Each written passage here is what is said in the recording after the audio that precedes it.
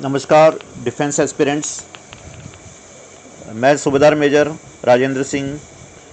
मैं आपको आज भारतीय सेना में MNS मिलिट्री नर्सिंग सर्विस में कैसे भर्ती होती है, मिलिट्री नर्सिंग सर्विस में भर्ती होने के क्वालिफ़िकेशन क्या होता है, मिलिट्री नर्सिंग सर्विस में भर्ती होने के बाद आपकी सैलरी कितनी होगी, आपको इंडियन आर्मी का ड्रेस मिलेगा या नहीं, अगर वर्दी मिलेगी तो आपको भारतीय सेना में कौन सा रैंक मिलेगा और आपकी प्रमोशन होगी या नहीं होगी, इस कौन से रैंक तक प्रमोशन होगी, आपको भारतीय सेना पेंशन देगी या नहीं, अगर देगी तो सर्विस पूरी होने के बाद तो मिलेगी ही मिलेगी, उससे पहले अगर आप सर्विस टर्मिनेट करते हैं तो पेंशन मिलेगी या नहीं मिलेगी, मैं इसके बारे में बात करूंगा। बच्चों, इस वीडियो के माध्यम से मैं उन बच्चों को उनके फ्यूचर के बारे में बताना चाहता हूं जो अपना फ्यूचर मेडिकल फील्ड में बनाना चाहते हैं और इंडियन आर्मी की वर्दी पहनकर देश सेवा का जुनून अपने हृदय में रखते हुए इंडियन आर्मी में सर्विस करना चाहते हैं।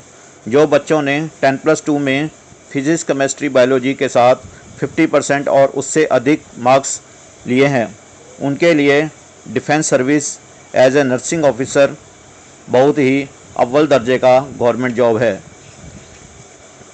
यह जो नौकरी है ये 60 साल तक है, जिसमें आप प्रमोशन क्राइटेरिया और सर्विस रिकॉर्ड को मेंटेन करते हुए नर्सिंग सर्विस आगे कंटिन्यू कर सकते हैं।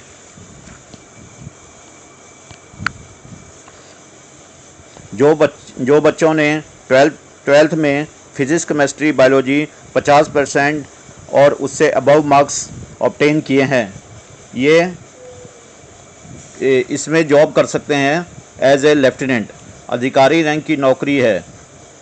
12th पास बच्चे साइंस स्ट्रीम के साथ में इसमें ज्वाइन कर सकते हैं। इसका जो एग्ज़ाम है, MNS का जो एग्ज़ाम है, यह कमांड हेडक्वार्टर्स में और IHQ of MOD, integrated headquarter of ministry of defence में द्वारा इसमें कंडक्ट किया जाता है, जिसमें मेरिट बेस पर बच्चों का सिलेक्शन किया जाता है। जो बच्चे मिलिट्री नर्सिंग सर्विस में सिलेक्ट होते हैं उनको 4 साल की BSc नर्सिंग आर्मी द्वारा करवाई जाती है। उसके बाद उन कैंडिडेट्स का पासिंग आउट परेड मतलब कसम परेड होता है और जो पासिंग आउट परेड के बाद उन बच्चों को भारतीय सेना में लेफ्टिनेंट के रैंक से नवाजा जाता है, जिसमें आप short service commission and permanent commission के रूप में लेफ्टिनेंट रैंक में ज्वाइन कर सकते हैं।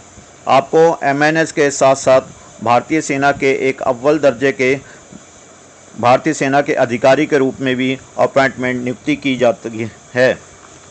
जो नर्सिंग सर्विस भारतीय सेना में लॉन्ग सर्विस करना चाहती हैं, उनके प्रमोशन लेफ्टिनेंट से लेकर major general and lieutenant general तक भी होते हैं, जिनका सर्विस रिकॉर्ड भारतीय सेना के नियमानुसार पैरामीटर्स फॉलो करते हुए जैसे ही उनकी सर्विस कंप्लीट होती है उन्हें पेंशन भी दी जाती है। इनकी सैलरी लेफ्टिनेंट रैंक में as a nursing officer 7.50 lakh per annum के हिसाब से दिया जाता है। Thank you. इसके एग्ज़ाम के बारे में कोई भी बच्चा कुछ क्लियर करना चाहता है तो कमेंट सेक्शन में आके मेरे से डिस्कस कर सकते हैं। Thank you very much.